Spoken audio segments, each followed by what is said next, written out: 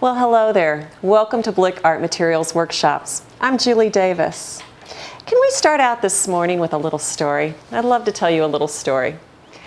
Back in 1896, a young law professor from Moscow walked into a gallery and saw some paintings by Claude Monet. Now, when he looked at those paintings, he didn't see haystacks. He saw color. Color that had absolute power. And his life was changed forever at that moment. Wassily Kandinski walked out of that gallery, and he had a new concept of art. He took that concept and he became one of the premier painters and art theorists of the 20th century. In fact, Wassily Kandinski is credited with the first works of abstraction. Let's take a little bit of a look here in this book on Kandinsky. Okay. Kandinsky was very inspired by music. As a matter of fact, he called music the great teacher. And many of his paintings were titled after musical pieces. He would call them compositions, and he would call them improvisations, using musical terms. As a matter of fact, Kandinsky sought to create in his paintings what Wagner created in his symphonies. Now, we realize that abstract expressionism is a really difficult concept to teach in the classroom. So we've designed a lesson plan, and I think close here. We've designed a lesson plan that will help you express to your students the thought process that Kandinsky had when he was creating his abstract expressionist paintings. And we call this lesson Drawing with Thread. All right, well, let me start by explaining a couple of the materials that we're going to use here today. The paper that we're going to be painting on is actually a Japanese paper. This paper that I have here in my hand is made from the bark of a mulberry tree. It's very, very lightweight but very strong. Now, these Japanese papers are available individually or in a 10-sheet assortment, including papers like unryo, kitakata, mulberry, and mesa paper. And excuse my Midwest accent on a couple of those. I do my best. The reason we want to use this paper is because it performs especially well with watercolor, and I'm going to get into that a little bit later while I'm painting. We're also going to be using some paint today. We're going to use watercolor. Now, Kandinsky generally painted in oil, but we're going to make this more of a classroom-friendly project, and we're going to use watercolor. These are Blick liquid watercolors. Now, you're certainly familiar with watercolor sets that come in pans and probably tube watercolors. This kind of gives you the best of both worlds. They're a dye-based watercolor in liquid form as it comes out of the bottle. Kind of reminds me a little bit of liquid food coloring. It is staining, so you want to be very careful not to get that on your clothes.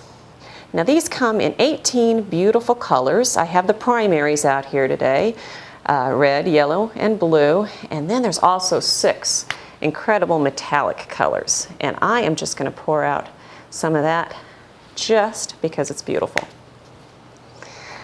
Okay. We're going to need a soft paintbrush. And before we start painting, I'd like to do a little bit of a review with the color wheel, if you don't mind. All right, let's go back here to the wall, to the color wheel.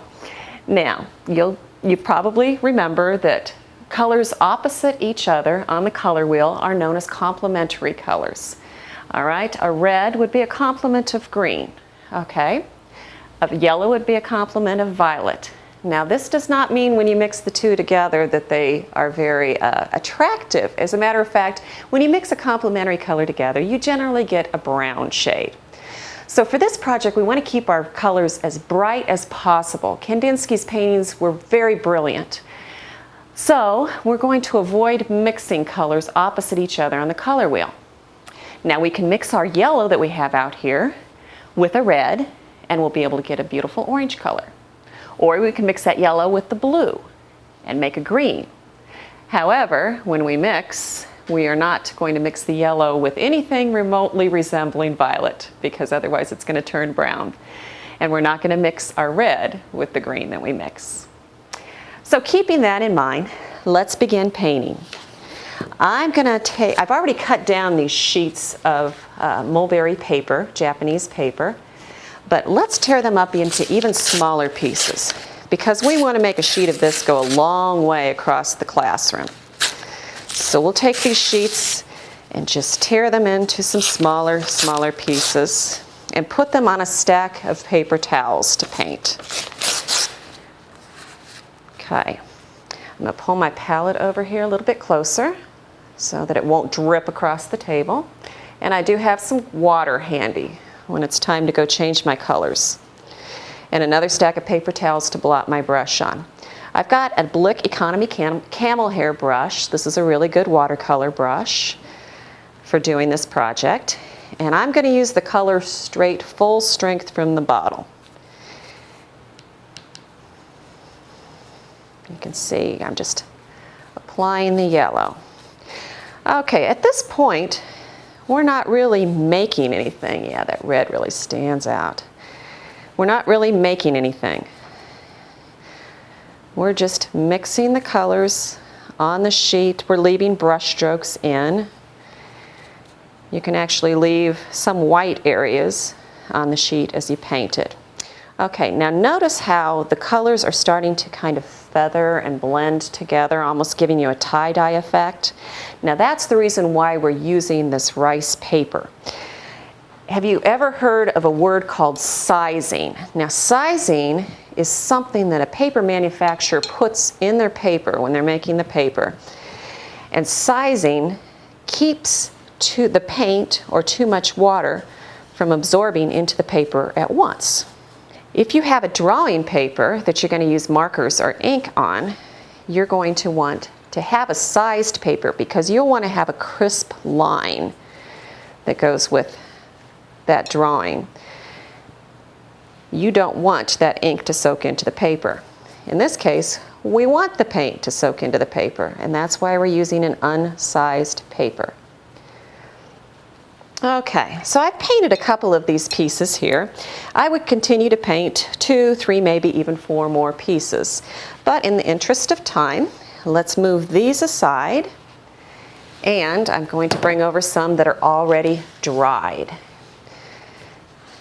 Doesn't take very long for these to dry, but these pieces are already dried. I have a piece behind them of watercolor paper. You need to have a surface to put them on now. Watercolor paper is a good paper to choose. And we're going to start just making an arrangement on this watercolor paper here with the pieces that I've painted. Some of them are kind of big, so I think I'm going to tear them down a little bit and move them around. It's okay to have a little bit of an uneven border or a gap between some of the pieces.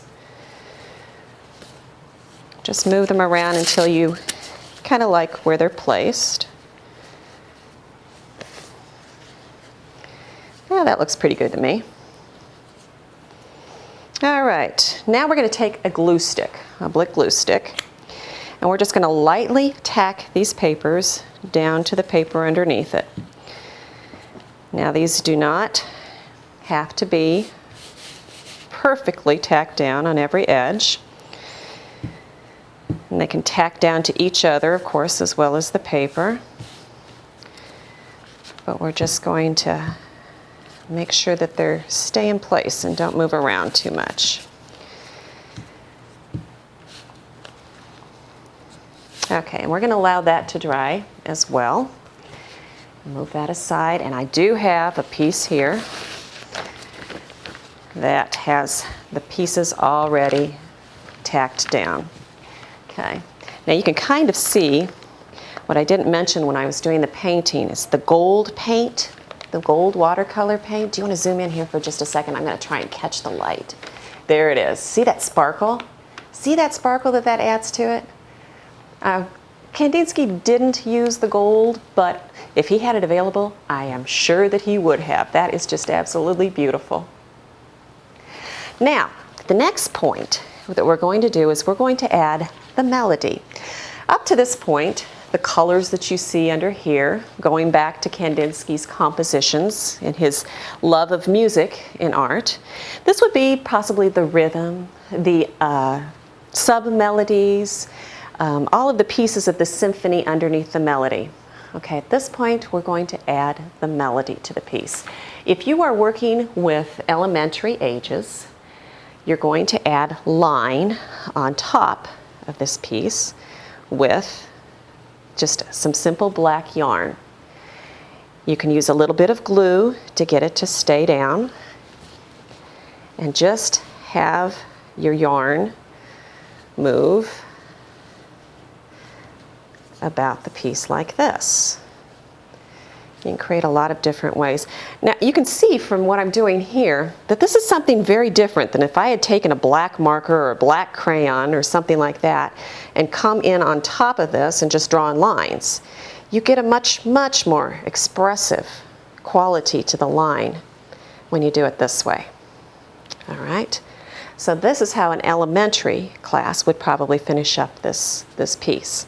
If you are working with older kids, let me show you another option to doing this, and that is to use black embroidery floss and a needle. Okay, I have probably 3 strands of embroidery floss on this needle.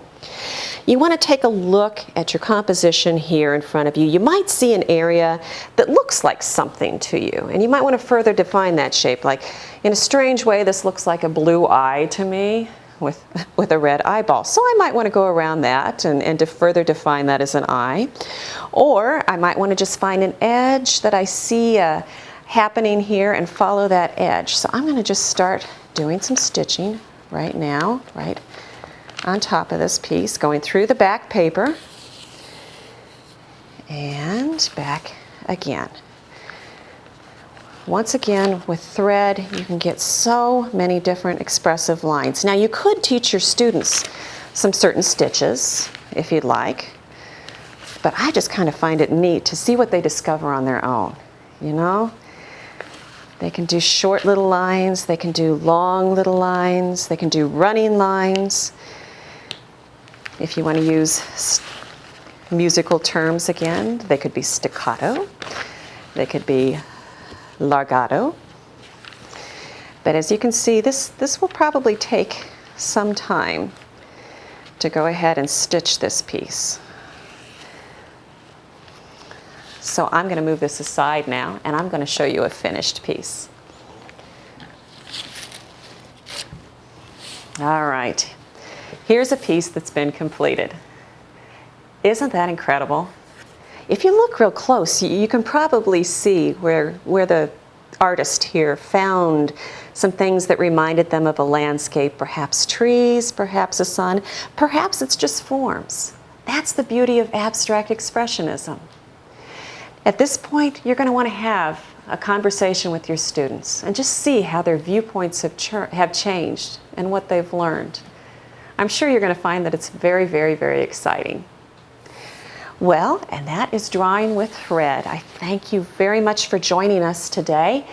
If you are on our website, take a look. There's a printable, free downloadable printed lesson plan of this particular project, along with the materials list. The materials list will also be following this video.